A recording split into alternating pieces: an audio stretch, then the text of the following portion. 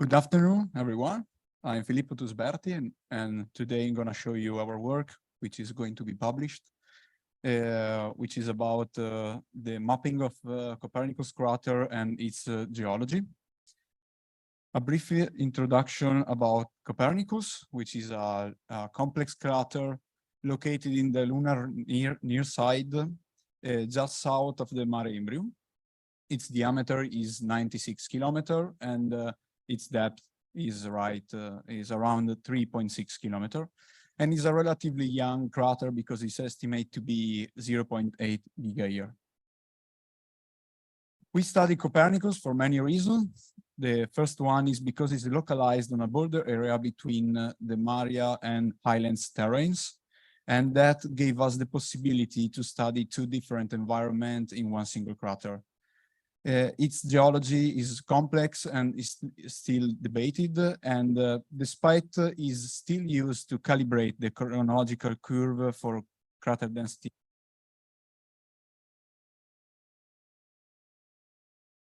We made this study also in order to foster the human and rover exploration of Copernicus, maybe also with the GPR, we hope.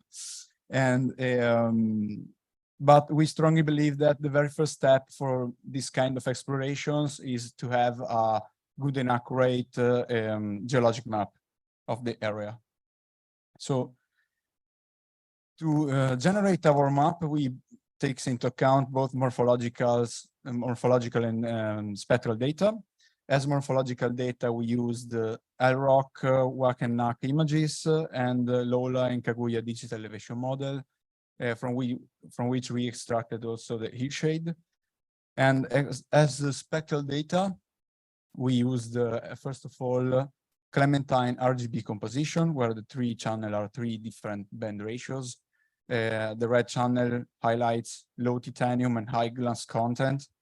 The blue channel, high titanium content, and the green, high iron and mafic mineral. We used also Kaguya multiband imager, from which we derived those mineral maps, focused on the weight percentage content in plagioclase, ortho, and clinopyroxenes, and olivine.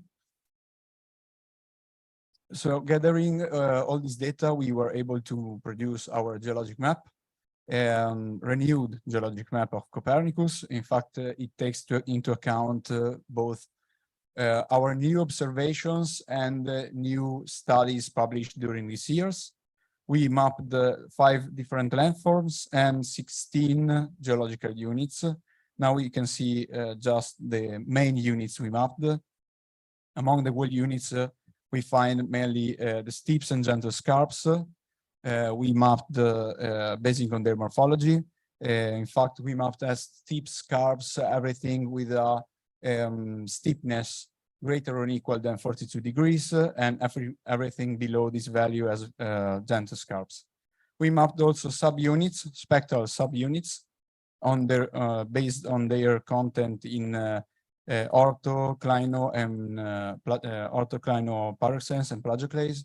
And in this case, we indicated it with a lowercase a, and indicate those portions of the wall with the depletion in pyroxenes and an enrichment in plagioclase.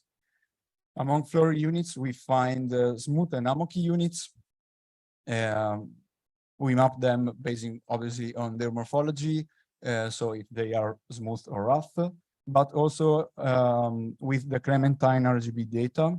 In fact, we noticed that the smooth units are reddish, whereas the amoky units are bluish.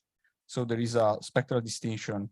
And we also mapped 5 different subunits on the base of their content in plagioclase, ortho, and clinopyroxenes, using Kaguya mineral maps.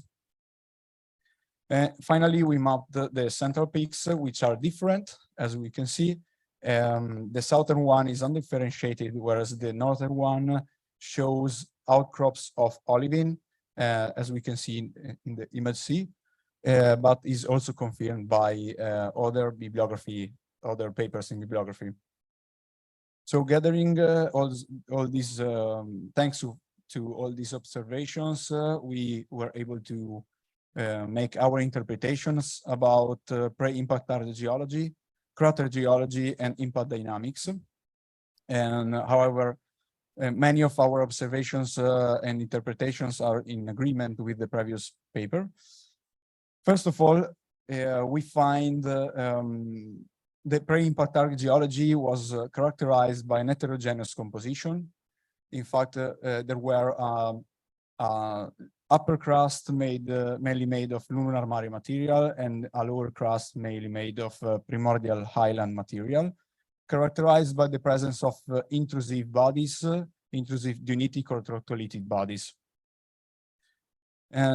Now, if we look at Copernicus crater, we can see there is a sort of dichotomy between the northern and southern sector.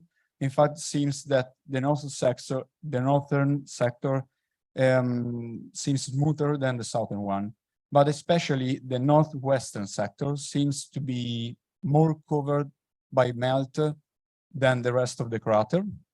But moreover, we notice that the geological units present in this sector have an island-like composition, whereas the rest of the crater have a mare-like composition, with the only exception, obviously, of the olivine central peak, which shows a very high content in mafic mineral, especially in olivine, obviously.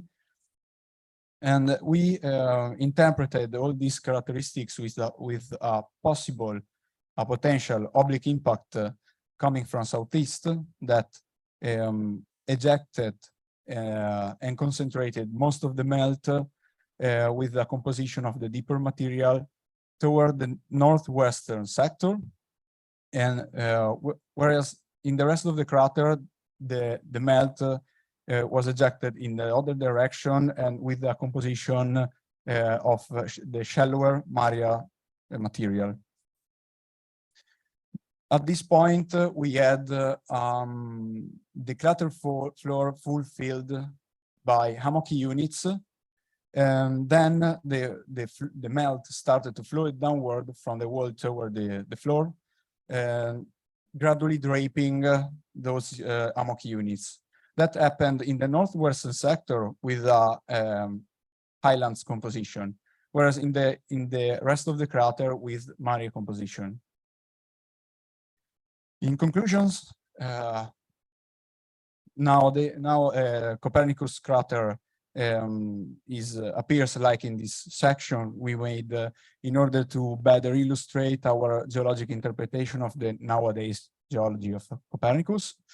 In fact, in this unit, in this section, we can find very quickly we have the crater floor fulfilled by the hammocky units with the mare compositions, and up on the top of them we find the smooth units with highlands composition that gradually drape them, and finally in the center of the crater we find the central peaks. On the left we find the undifferentiated one, on the right the olivine-rich central peak, that we interpreted as a rebound of these dunitic or troctolithic bodies already present in the primordial highland material. Thank you.